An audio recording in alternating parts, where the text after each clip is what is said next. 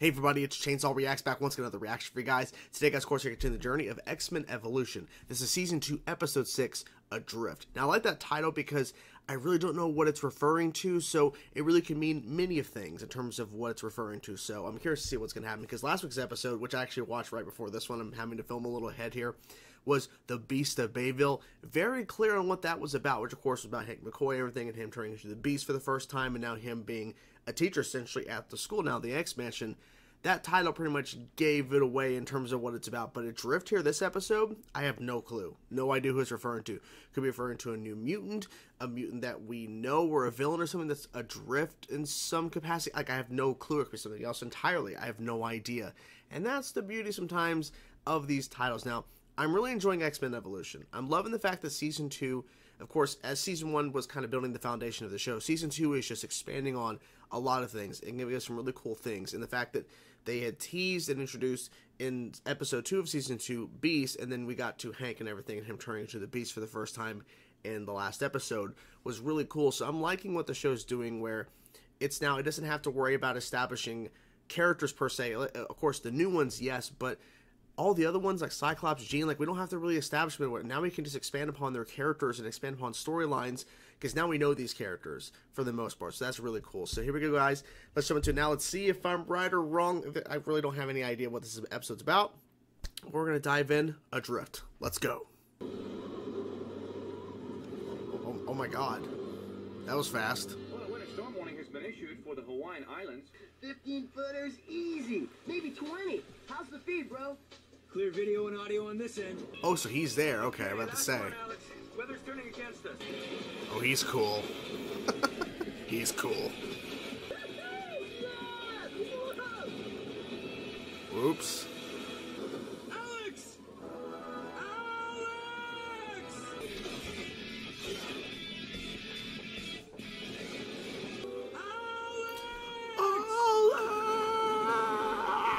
Yeah, so much for my highlight reel. Where's he at, though? Yeah. Hey, where are you? Just breaking in. Oh boy. Scott, are you there? He's coming. He's trying to find you at least. I'm aboard a boat. Can you see me? I see it. Again. Okay. Spent, man. If I do, I'll lose it. I'll go under. Is anyone there? Hello? Are you there? Damn. Is anyone there? Yes, there is someone there. Mayday. Hello? Oh my God. Matt. Snowstorm. Yeah, Bobby, get off the phone. What makes you think I'd want to go? Hey, Kitty. How's it going? What the hell? I've been working out. Can you tell? You shouldn't be messing with your image inducer, Kurt. Oh my God. This impressive storm is making landfall in Hawaii as we speak, with both Harbor Patrol and Coast Guards. I'm sure he wasn't dumb He has a enough giant to head. him, though. But Alex? He's got a I giant wouldn't doubt head. it if he He's was got a right up giant there in head. it. Oh. I repeat, This is a good lesson that he should not have went out there during this. Searching for my brother. I'm gonna try firing off another one. Come on. Look for it. I was also wrong about it being adrift like a villain or something. It's the brothers. I'm sure that boat is still intact. Alex. He was right there. Oh my God. Come on. Come on. Come on. Can you find your way back to shore now? I was getting tired of waiting for you to find me. Can you find your way back to shore? That's the question. Oh my God. Go, go, go. Oh, Bobby. Of course. Oh. Nice.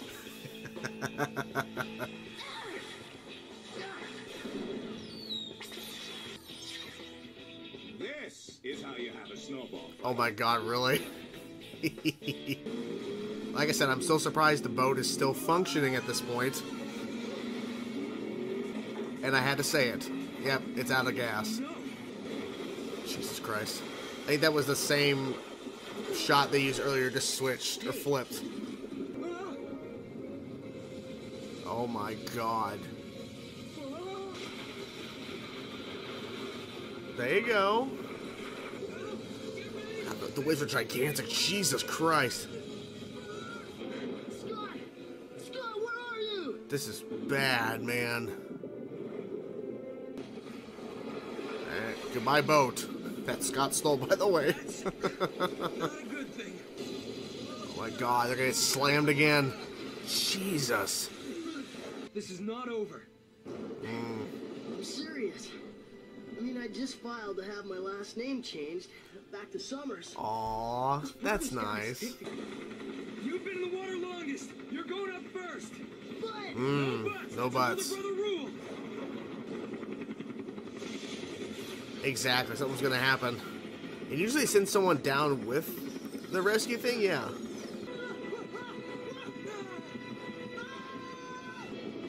Oh my God.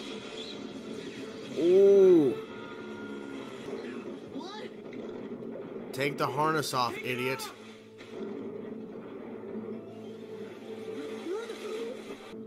Oh my God. Keep going, come on.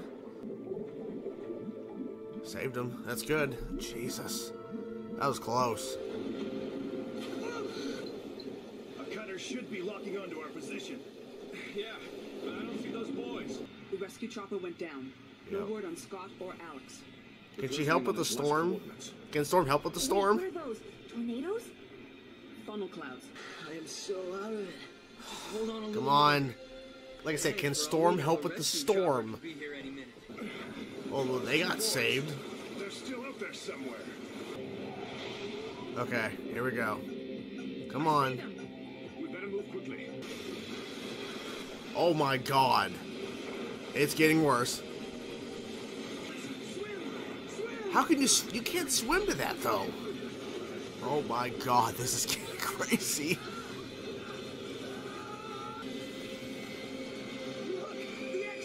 Yeah, exactly, but how are they gonna get them? I don't know.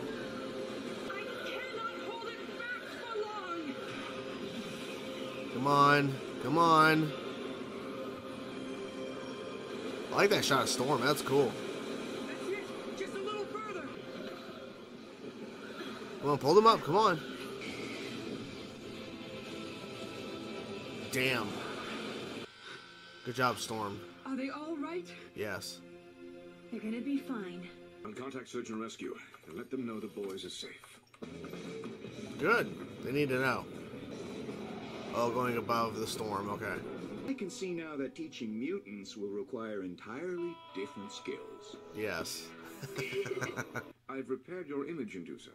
Great. I'm sorry about messing with it, Professor. Here you go. Open wide. Oh, fading them. I wonder if Alex is getting this kind of attention in his house. Thanks, ma'am. Ma'am? What's that supposed to mean? What happened? Oh my God. Couldn't resist. That was a weird ending. Before we get to everything else about the episode, especially the whole point of the title, Professor X pulled a joke. He actually pulled a joke on Kurt. That was pretty good. Ma'am? What do you mean, ma'am? And I was like, what do they mean? It literally, it was a female version of Kurt. Like, that was funny. And Professor X played the trick. Because that's what was kind of happening with Kurt using the inhibitor anyways, like trying to I work out or whatever, and then having the big head, which I think that was it messing up. I don't think he meant to do that in front of Jean to freak her out like he has a giant head. So I was wondering why they had a close-up shot when he walked into the room or whatever when Jean was in there watching the news. It made more sense now because the thing was messing up. But Professor X, good job. Overall, the episode was decent. I think the big thing about the episode, the big takeaway is Scott and Alex's bond. It seems like they've now gotten closer, of course, since being reintroduced to each other after all these years towards the end of season 1. But this episode was more about just Scott and Alex's bonding in terms of of course, Scott rescuing him and everything. Because, of course, Alex was thinking, he's like, well, of course, when there's storms, you go out there. And they have this perfect stream, by the way, of him streaming from his board that has a camera and all that kind of stuff. I'm not really sure, but because I'm pretty sure they didn't have that technology back then when this show aired for that in real life. I don't even know. Don't know, right? Don't know. But it was perfect quality. But he goes out there, and then he's adrift. He's out there in the ocean. He's being pulled further in. Scott breaks into a place to rent boats. He steals one, and chaos ensues. Visually, it's a very interesting episode because there's a lot of, like, just crazy storms, giant waves, and of course we have, I think they're called water spouts whenever a tornado or, like, a funnel hits the water. But we had a gigantic one towards the end of the episode where they're being sucked up and everything. There's rescue chopper involved and everything, and it goes down. So there were some cool visuals, but there wasn't really a lot of, like, story progression besides Scott and Alex's bonding and the fact that Beast, which we get to see a little bit in this episode, and there's a bit, and while all this happening in Hawaii, all the chaos and the storms and everything, there's a giant snowstorm or a giant, like, you know, snow that occurred at the X Mansion, and Beast is learning through, like, snowball fighting with a couple of the recruits. I call them recruits, the newer characters in the X Mansion, including Bobby, Iceman, and I believe Jubilee was in the mix, and a couple others, because when her powers were being used, I'm like, that sounds like Jubilee's powers. So but he's like, I realized teaching students or teaching mutants is going to take a whole new way of teaching or a whole new way of approaching it, because he's realizing, okay, teaching kids at the regular high school is one thing, but teaching mutants, teaching kids with abilities is something else entirely. Plus, he is a new person, essentially, so he has to figure that out. So, with me saying that, look, the episode was definitely fun and interesting and intense in terms of certain moments, in terms of, like, how bad it's really getting, because that boat realistically should have been destroyed many wave hits ago before it actually shut down with the get no more gas, and then eventually being toppled over. And then, of course, at one point Alex is being dragged down because he has the life thing over him because the choppers is going now sinking and he didn't take it off, so he's being dragged in there. But for me, it's like, I really feel like there wasn't any real, like, major story progression in terms of, like, the Mystique thing, which was revealed. People are saying that was revealed too early. I get that critique, but I also like the reveal because I was kind of theorizing, who the fuck is this girl? I think I even theorized it was Mystique, or anybody could be Mystique, because I don't trust anybody on this fucking show, because anybody can be Mystique. Because once you have the reveal of, in season 1, where Rogue and Scott actually have a conversation on that trip, and that one random kid that was on the bus, and then he was, like, there all out of nowhere, and boom, he's Mystique. Anybody can be Mystique. But there really wasn't any major story progression, and that's kind of my critique about the episode. And I get it. There's going to be episodes of the show, and there's episodes of all shows that I pretty much watch that don't have story progression. They're filler. And I wouldn't say this is filler necessarily, because we are progressing certain character connections, and especially with the brothers, and the fact that Alex revealed while they're floating out in the ocean in this chaos that he was wanting to change his last name back to Summers, and him and his brothers bond and getting more connected to each other because they were separated for so long they thought the other died. So it's a thing like that. So I appreciate that. And like I said, having more of Hank in the episode as Beast and learning that teaching these kids are going to be different. So that is progressing the narrative. But everything else, I mean, look, Scott rescuing Alex, they could have had a whole nother story line that maybe involves some other characters that maybe progress a certain storyline with the ex-Brotherhood characters or something else. This was more of, like, bad timing and just bad situation. Like, to where if Alex didn't go out there in the water, there would be no point of this episode besides focusing more on something else versus him being stuck out in the ocean. But he decided, I'm going to go out there anyways. It was good that Scott was out there with his brother in terms of, like, you know, being there, because, like, last time they were really interacted was through a video call. But you get what I'm saying. So maybe you guys will critique me on that, saying that, you know, look, not everything has to progress the narrative, and I get that point. I get that critique. But for me, as someone who's been watching this show, and it seems every single episode, mostly up to this point, has been progressing a certain narrative or has been really progressing a story, like, forward, whether it's a main plot or something that's very interesting and intriguing. I'm not saying I'm not invested in Scott and Alex's reconnection, if you will, in terms of bonding back together as brothers. I'm not saying I'm not interested in it. I'm just saying that I would have preferred maybe more of Hank, Beast, learning more about, okay, how am I going to go about teaching these kids and being this new version of a teacher in the X Mansion with mutants versus what I used to do. because I think that would have been more interesting to kind of focus on, especially after what we got in last week's episode. I'm not saying give him another full focused episode, but maybe this episode could have been more about not so much trying to save Alex from the giant waves in a storm. It could have been more about maybe Scott goes to visit Alex, maybe something occurs, like maybe there's a mutant or something, but it's more about them connecting and bonding, and maybe there's like a disagreement about something, that instead of this gigantic storm, which is like all about the visuals and everything, but there really wasn't any more story progression besides a few things I've mentioned. My question still remains. Now, they kind of highlight and showcase that Storm was pushing back on that that water spout, the tornado in the water in the ocean. But I would have thought with Storm, who in the X-Mansion, remember when Toad was trying to break in or whatever, she was like causing all the storm and causing the rain or whatever to come in and the lightning strikes and everything. I thought she would have been able to kind of maybe help a little bit with the storm, the hurricane, but I guess not. I don't think it was a hurricane, but it was a gigantic storm. I thought she would have been able to help more with that, but I guess what they're kind of implying here is that Storm is strong with her weather abilities, but she isn't powerful enough to like push back and change the weather or affect a storm that is in that scale. So there is a limitation to her powers, because there are times in the comics that Storm can literally affect and change any type of weather system. Like it doesn't really affect her. Like that's how powerful she is with her abilities.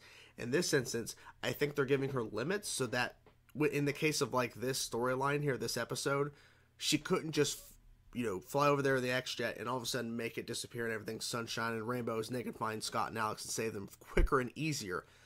The indication is she can't. Like even though she's older, she's been a mutant for quite a while, and she's worked with Professor X for a while, because she's not in school like the other kids. Like, she's not a kid. Like, she's an adult. And of course she has a nephew who is a kid. So she's been around for a while. So they could have easily made her to where she's really powerful, but they're not, giving her limitations. So I do respect that. It was good that Jean was there, and I think like just little moments like this, Jean was clearly jealous a few episodes back when that girl was trying to flirt with Scott, like, what color eyes you got, and all that kind of stuff. I wasn't eavesdropping. Sure you weren't. Whatever. But she's there feeding him food, being nice to him. Like, you know what? Even though Jean is probably still with that Duncan guy, at least she is kind of showing that she does have an affection for Scott. We know where this is leading, but it's kind of strange how we're kind of not, like, we're not together. Like, I would have thought the show would have done that. I thought it would have, but I guess not. We didn't really get to see too much of the characters in this episode besides one little moment here and there and everything, but besides my critique, like, I enjoyed the episode. It just wasn't like, oh, this is amazing, because I really enjoyed the Beast episode last week. So this episode, it was okay. It was decent, Anyways, hope you guys enjoyed the reaction. I'm curious if you guys thought about this episode, and do you agree with my thoughts, or do you disagree and go, we need to have episodes like this because not everything has progressed the story all the time. But for me, it's like these episodes, for the most part, have been pretty good at progressing a couple of different plot points or character things, and this one it just wasn't what I was expecting. But the episode definitely makes sense now. When you watch the episode, it definitely makes sense. So anyways, hope you guys enjoyed my reaction. I will talk to you guys soon. Peace out.